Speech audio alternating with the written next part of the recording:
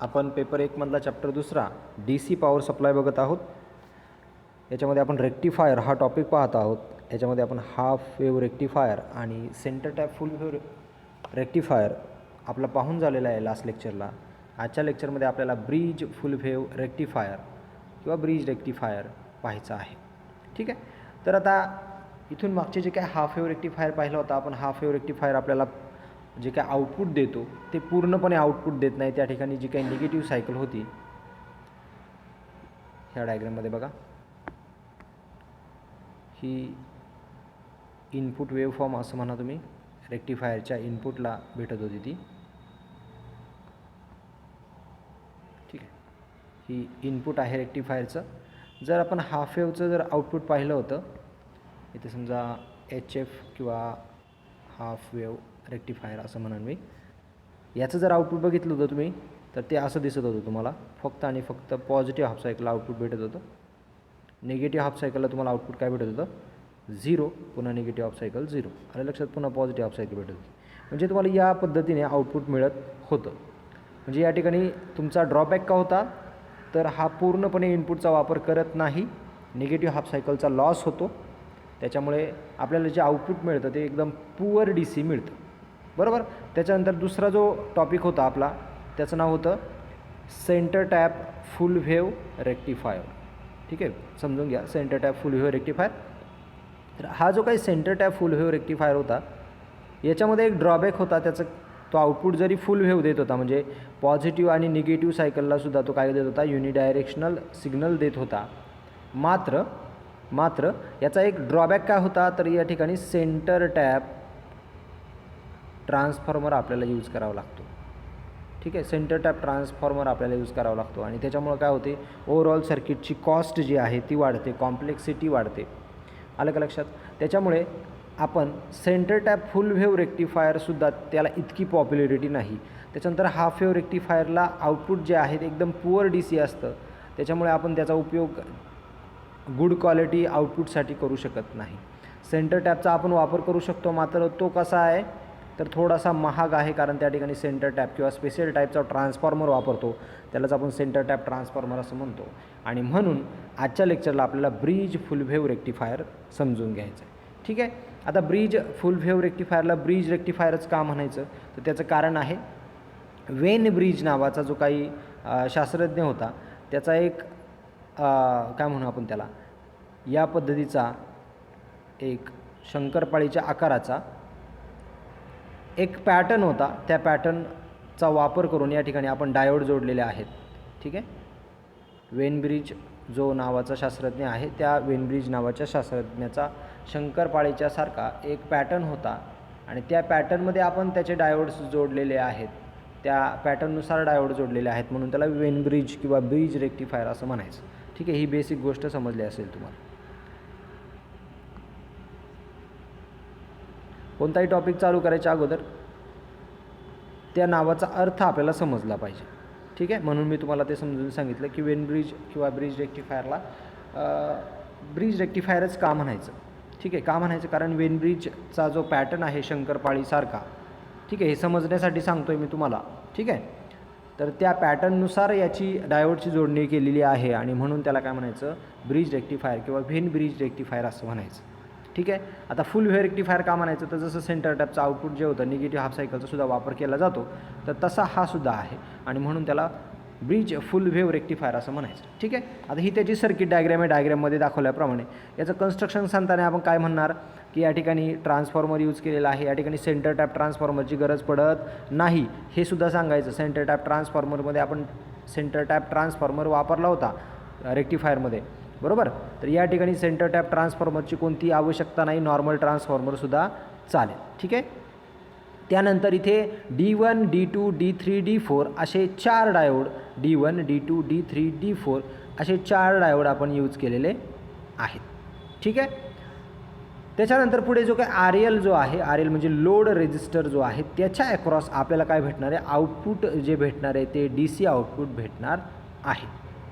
एवढं सगळं कन्स्ट्रक्शनमध्ये सांगायचं. आणि अजून सांगायला जर सांगितलं तुम्ही तर अजून सांगायचं की D1, D2, D3 आणि D4 हे जे 4 डायोड तुम्ही यूज केलेले आहेत, हे 4 डायोड्स ते व्हेनब्रिज च्या पॅटर्ननुसार जोडलेले आहेत म्हणून त्याला when bridge oscillator when bridge rectifier असंही म्हणतात.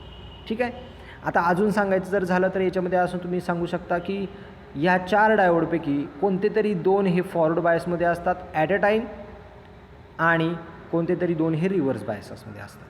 ते आपल्याला वर्किंगमध्ये समजणार आहे. ठीक आहे. पहिली ही बेसिक गोष्ट लक्षात ठेवा. ॲट अ टाईम म्हणजे कोणत्या तरी एका सायकलला आपल्याकडे इनपुट कसं असतं, या पद्धतीचं असतं.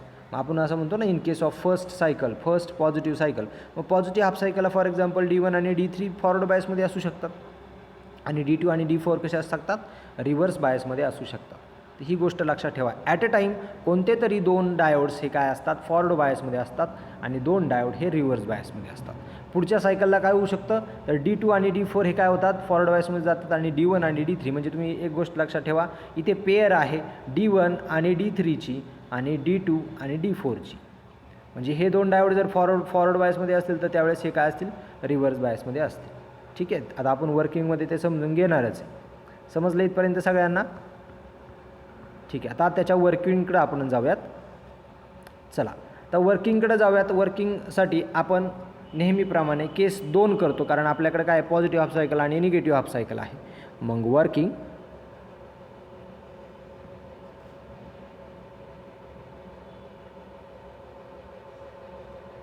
चला तर वर्किंग केस 1 मध्ये आपण पाहूयात की इन पॉझिटिव्ह हाफ सायकल तुम्ही कोणतीही घेऊ शकता, पण आपण म्हणूयात की पहिलं काय बाबा, पॉझिटिव्ह हाफ सायकल आहे. तर पॉझिटिव्ह हाफ सायकलमध्ये काय होतं ते बघूयात. डायग्रामकडे जाऊयात. इन पॉझिटिव्ह हाफ सायकलमध्ये सपोज ए तुमचा पॉझिटिव्ह असेल, बी तुमचा काय असेल, निगेटिव्ह असेल. ए टर्मिनल सेकंडरी वाइंडिंगचा ए टर्मिनल हा पॉझिटिव्ह असेल आणि बी टर्मिनल हा जर निगेटिव्ह असेल तर काय होईल, तर तुमचा जो काही करंट आहे किंवा डायोडची सिच्युएशन आपण बघूया अगोदर. हा D1 आहे, D1 डायोडची सिच्युएशन काय असेल बघा. हा ए टर्मिनल पॉझिटिव्ह आहे, पॉझिटिव्ह टर्मिनल इकडे गेला आणि इकडेही जातोय, बरोबर. इथून तो स्प्लिट होतोय, या ठिकाणी पण जातोय आणि इकडे पण जातोय. ठीक आहे. मग D1कडे जर करंट गेला तर पॉझिटिव्ह एनॉडला पॉझिटिव्ह भेटतोय म्हणून हा जो काही डायोड आहे D1 तो काय झाला, forward bias. It act as a close switch, तो क्लोज स्विच म्हणून ॲक्ट झाला. त्याच्यानंतर D4 काय होते बघा. D4ला काय भेटतं, इकडं कॅथॉड, इथे कॅथॉड आहे ना, कॅथॉडच्या टर्मिनलला तुम्हाला पॉझिटिव्ह सिग्नल भेटतो आहे, त्याच्यामुळे हा D4 काय होईल, reverse bias. It act as a open switch. ठीक आहे. त्याच्यानंतर निगेटिव्ह, आता हे 2 झाले इकडे पॉझिटिव्हचे. आता निगेटिव्हकडनं बघूयात. ठीक आहे. बी टर्मिनल निगेटिव्ह आहे, तो करंट असा जाईल, इथून इकडे पण जातो आहे आणि इकडे पण जातो आहे. मात्र D2 जर बघितला तुम्ही तर D2च्या ॲनॉडला निगेटिव्ह सप्लाय भेटल्यामुळं हा काय होईल, रिव्हर्स बायसमध्ये जाईल. It act as a open switch, right. आणि D3कडं काय होतं, कॅथॉडला निगेटिव्ह सप्लाय मिळाल्यामुळं आता काय होईल, तुमचा D3 कॅथॉडला निगेटिव्ह म्हणजे काय, फॉरवर्ड बायसमध्ये, फॉरवर्ड बायस, आणि तो काय होईल, क्लोज स्विच म्हणून ॲक्ट होईल. ठीक आहे. मी आता सगळं खोडून टाकतो. आपल्याला फक्त काय लक्षात ठेवायचं आहे, कोण फॉरवर्ड बायस आहे, तर D3 आणि D1 आणि 2 रिव्हर्स बायसमध्ये आहे. ठीक आहे. आपण ते इकडे खाली लिहून घेऊ लगेच. काय सांगितलं, D1 and D3 are in forward bias. ठीक आहे. मी फक्त फॉरवर्ड म्हणतो. Forward bias, it act as a close switch. आणि D2 अँड D4 कसे झाले, D4 कसे झाले, in reverse bias act as a open switch, right. आता कोण ओपन स्विच कोण क्लोज स्विच आपल्याला माहिती आहे. मी आता करंटची डायरेक्शन लिहून घेतो. ठीक आहे. आता करंटची डायरेक्शन कशी असेल बघा. कोण फॉरवर्ड बायसमध्ये गेला आहे, वेगळा पेन घेतो म्हणजे तुम्हाला लगेच डायरेक्शन समजून जाईल. ओके. कोण फॉरवर्ड बायसमध्ये गेला आहे, तर D1 फॉरवर्ड बायसमध्ये, it act as a close switch, आणि D3 फॉरवर्ड बायसमध्ये. मग करंट कसा फ्लो होईल बघा. एकडनं म्हणजे पॉझिटिव्हकडनं करंट निघेल, इथून D1मधून फ्लो होईल, नंतर RLमधून फ्लो होईल, नंतर इथून D3मधून फ्लो होईल आणि बी टर्मिनलकडे येईल. करंटची डायरेक्शन समजली कशी बघा. पुन्हा एकदा दाखवतो. ए टर्मिनलकडून करंट निघाला, कारण पॉझिटिव्हकडनं करंट पास होतो. D1मधून फ्लो होईल, RLमधून फ्लो होईल, त्यानंतर D3 या टर्मिनल थ्रू D3कडे फ्लो होईल आणि नंतर पुढे येईल टर्मिनल Bकडे करंट फ्लो होईल. हा जो काही करंट आहे तो RLच्या अक्रॉसमधून या डायरेक्शनने करंट फ्लो होईल. राईट, डायरेक्शनची करंट डायरेक्शन समजली सगळ्यांना? ओके. आता इथून RLमधून करंट फ्लो झाला की तुम्हाला काय भेटेल? आउटपुटला व्होल्टेज भेटेल. मग कसं असेल ते व्होल्टेज? हे तुमचं समजा इनपुट व्होल्टेज असेल, तर या पॉझिटिव्ह हाफ सायकलला तुम्हाला या पद्धतीचं आउटपुट व्होल्टेज मिळेल. पॉझिटिव्ह हाफ सायकलला तुम्हाला RLमधून करंट फ्लो झाला आणि तुम्हाला आउटपुट व्होल्टेज मिळालं. ठीक आहे. आता इन केस सेकंड केसमध्ये काय होते बघा. केस नंबर 2.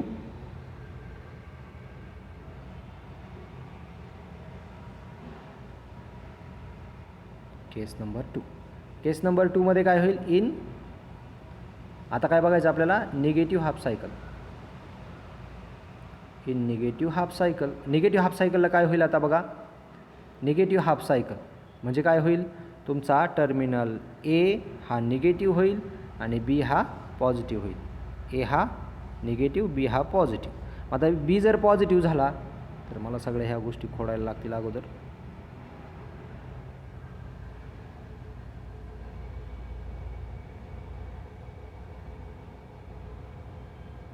रिव्हर्स बायस खोडायला लागेल. ठीक आहे. ओके. आता बघा, नीट लक्ष द्या, हे डायरेक्शन इथे. आता Bकडनं आपण सुरुवात करूयात. Bकडनं करंट, पॉझिटिव्ह करंट निघाला, तो या पॉईंटकडनं स्प्लिट होतो आहे. D3कडे पण जातो आहे आणि D2कडे पण जातो आहे. कोणता फॉरवर्ड बायसमध्ये जाईल? ॲनॉड कोणाला भेटतो आहे? पॉझिटिव्ह ॲनॉड किंवा पॉझिटिव्ह करंट कोणत्या ॲनॉडला भेटतो आहे? तर D2च्या ॲनॉडला भेटतो आहे. It goes in forward bias, it act as a close switch. D2 काय झाला? क्लोज स्विच म्हणून ॲक्ट झाला किंवा फॉरवर्ड बायस गेला. ठीक आहे. दुसरी कंडिशन, D3 काय होतो आहे? तर D3 तुमचा कॅथॉडला पॉझिटिव्ह भेटतो आहे, त्याच्यामुळे D3 जो आहे तो काय होईल? ओपन स्विच म्हणून ॲक्ट होईल, रिव्हर्स बायस. ठीक आहे. म्हणजे इकडे काही करंट फ्लो होणार नाही. आता A टर्मिनलकडे जाऊयात. A टर्मिनलकडनं निगेटिव्ह करंट निघाला, तो इकडे पण जाईल आणि इकडे पण जाईल. राईट, D1कडे पण जाईल आणि D4कडे पण जाईल. या ठिकाणी D1कडे जो काही करंट आहे तो पास होणार नाही, कारण तो रिव्हर्स बायसमध्ये जाईल, कारण ॲनॉडला निगेटिव्ह भेटला आहे आणि इकडे कॅथॉडला निगेटिव्ह भेटला आहे D4ला. म्हणजे तो काय होईल? आता फॉरवर्ड बायसमध्ये it act as a close switch. म्हणजे याच्यावरून काय लक्षात ठेवायचं आहे? D2 आणि D4 हे काय झाले? फॉरवर्ड बायसमध्ये, आणि D1 आणि D3 कसे रिव्हर्स बायसमध्ये जाते. एकदा ही पूर्ण पुसून घेतो मी. आपल्याला फक्त एवढंच लक्षात ठेवायचं आहे. आता काय? तर D2 आणि D4 काय झाले? फॉरवर्ड बायसमध्ये गेलेले आहेत. चला मग लिहून घेऊया आपण. अपोजिट असणार आहे अगोदरच्या केसपेक्षा. D1 अँड D3 काय झाले? Reverse bias. आणि D2 अँड D4 काय झाले? Forward bias. ठीक आहे. मग कोण क्लोज स्विच आणि कोण ओपन स्विच? हा झाला रिव्हर्स बायसमुळे ओपन स्विच आणि हा झाला क्लोज स्विच. आता करंट कसा फ्लो होईल? The current through the circuit is from, कुठून? फ्रॉम टर्मिनल B कडनं कुठून जाईल? D2 कडनं, RL कडनं, पुन्हा कुठं येईल? या टर्मिनलकडे येईल. या टर्मिनलमधून इथून A टर्मिनलकडे जाईल. या टर्मिनलपासून D4मधून असा A टर्मिनलकडं जाईल. समजलं आहे? परत एकदा सांगतो. करंटची डायरेक्शन बघा. टर्मिनल B कडनं करंट निघाल, कारण करंट हा नेहमी पॉझिटिव्हकडनं पास होतो. पॉझिटिव्हकडनं निघाला, D2 कडनं RLमधून इथून असा D4मधून A टर्मिनलकडे त्याची करंट डायरेक्शन मूव्ह होईल आणि तुमची जी काही करंटची डायरेक्शन होती ती सेम राहील, याच पद्धतीने म्हणजे डाऊनवर्ड राहील. आणि म्हणून इथे सुद्धा तुमचं जे काही निगेटिव्ह हाफ सायकल होतं त्याचं काय भेटेल? तुम्हाला पॉझिटिव्ह हाफ सायकलमध्ये कन्व्हर्जन मिळेल. आउटपुट तुम्हाला भेटलं, RLमधून करंट फ्लो झाला, आउटपुट भेटलं. ते सुद्धा कसं भेटेल? या पद्धतीचं भेटेल. समजलं आहे? ही बेसिक गोष्ट समजून घ्या. कोण फॉरवर्ड बायस आणि कोण रिव्हर्स बायस.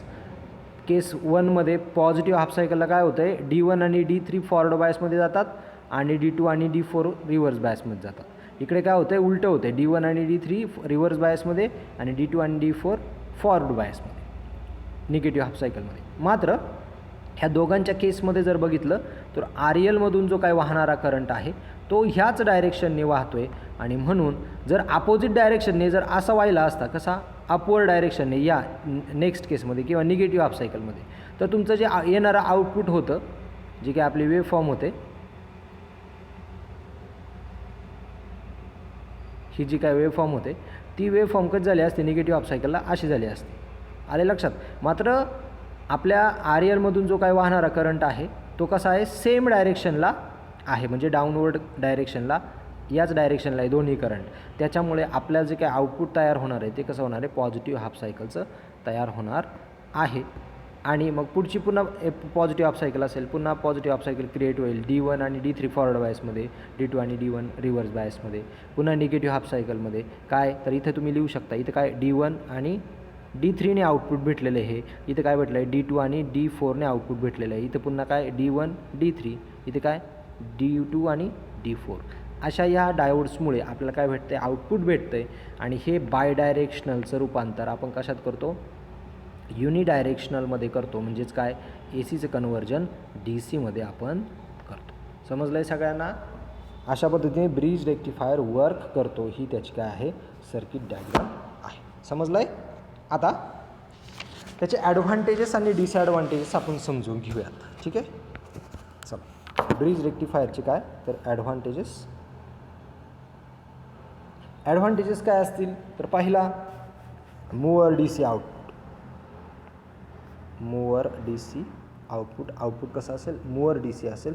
जर फॉर्म्युलाने सांगायचं झालं तर VDC म्हणजे output voltage in DC is equals to 2VP/π इतकं काय असेल तुमचं आउटपुट असेल. नेक्स्ट ॲडव्हांटेजेस सांगायचं झालं तर रिपल इज लेस. रिपल्स ज्या असतात त्या कशा असतात, कमी असतात. ठीक आहे. नेक्स्ट तिसरं ॲडव्हांटेजेस जर सांगायचं झालं तर सेंटर टॅप ट्रान्सफॉर्मरची आपल्याला गरज पडत नाही. सेंटर टॅप ट्रान्सफॉर्मर मी पूर्ण लिहिली इज नॉट रिक्वायर्ड. त्याची आपल्याला काय होती, आवश्यकता आता या ठिकाणी लागत नाही. त्याच्यामुळे कॉस्टसुद्धा कशी होणार आहे, तुम्ही हे सुद्धा लिहू शकता, लो कॉस्ट द्यान कोणापेक्षा, सेंटर टॅप ट्रान्सफॉर्मर रेक्टिफायरपेक्षा. सेंटर टॅप जो रेक्टिफायर होता आपला, सेंटर टॅप रेक्टिफायरपेक्षा कशी आहे, याची कॉस्ट कमी आहे. ठीक आहे. त्याच्यानंतर जे PIV होतं, पाचवं जे काय ॲडव्हांटेजेस आहे, PIV ते फक्त VP आहे. PIV काय, फक्त VP आहे.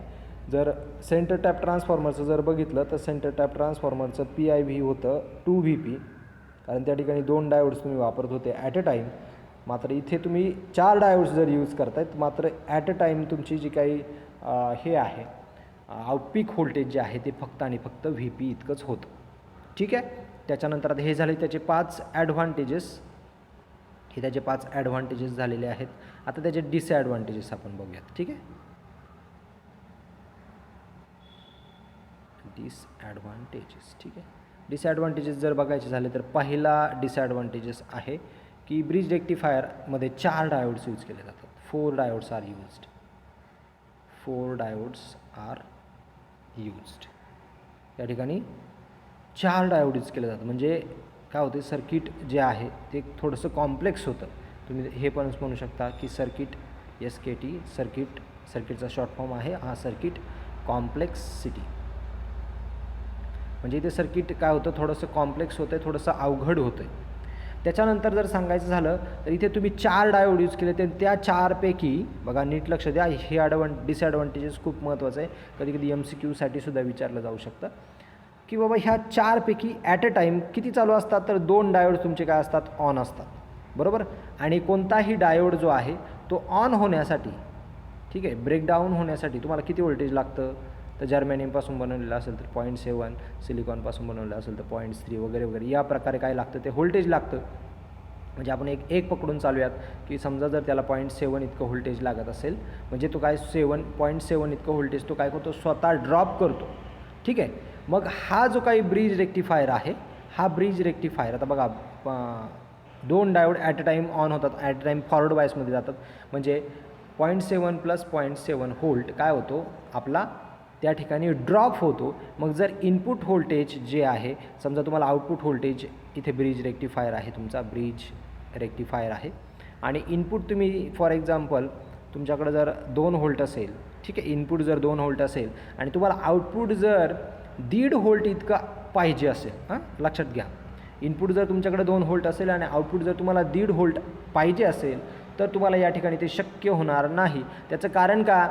कारण या ठिकाणी आतमध्ये ॲट अ टाईम 2 डायोड्स तुम्ही वापरत असतात आणि ॲट अ टाईम 2 डायोडमुळे तुमचं जे आउटपुट जे आहे ते तुम्ही इनपुट जर 2 दिलं तर याच्या अक्रॉस 0.7 व्होल्ट आणि याच्या अक्रॉस 0.7 व्होल्ट ड्रॉप होणार आहे. म्हणजे 0.7 आणि 0.7 म्हणजे 1.4 व्होल्ट इतकं काय होणार आहे, ह्या डायोडच्या अक्रॉस ड्रॉप होणार. म्हणजे तुम्हाला आउटपुट किती भेटणार? 2 मायनस 1.4 व्होल्ट. म्हणजे जे काय उत्तर येईल किती येईल ते 0.6 व्होल्ट हे तुमचं काय असेल या ठिकाणी आउटपुट असेल. आले का लक्षात?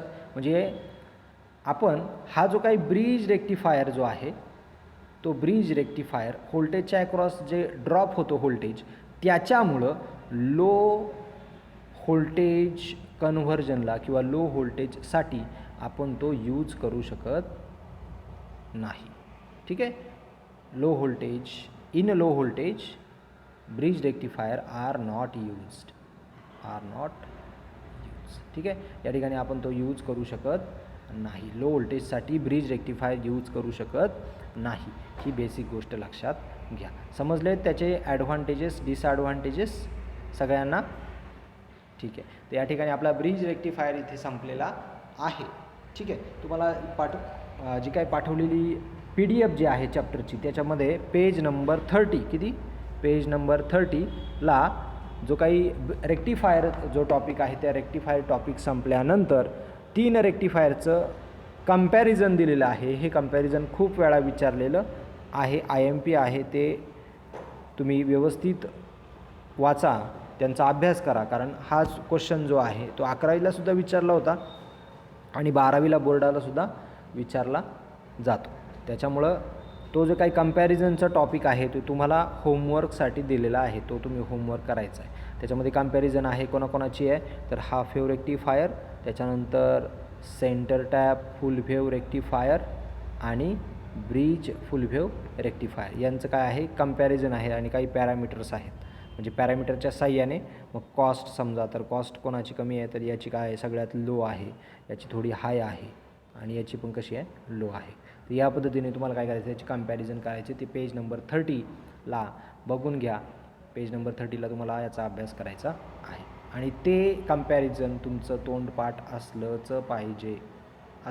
कारण तुम्ही कंपॅरिझन जर केलं तर तुम्हाला ॲडव्हान्टेजेस आणि डिसॲडव्हान्टेजेस करण्याची गरज पडणार नाही सेपरेटली. या कंपॅरिझन चार्टवरनं तुम्ही त्याचे ॲडव्हान्टेजेस डिसॲडव्हान्टेजेस लिहू शकता किंवा प्रॉब्लेमसुद्धा सॉल्व करू शकता. याचे आपल्याला प्रॉब्लेम्स बघायचे. ठीक आहे. तर या ठिकाणी आपण थांबतो.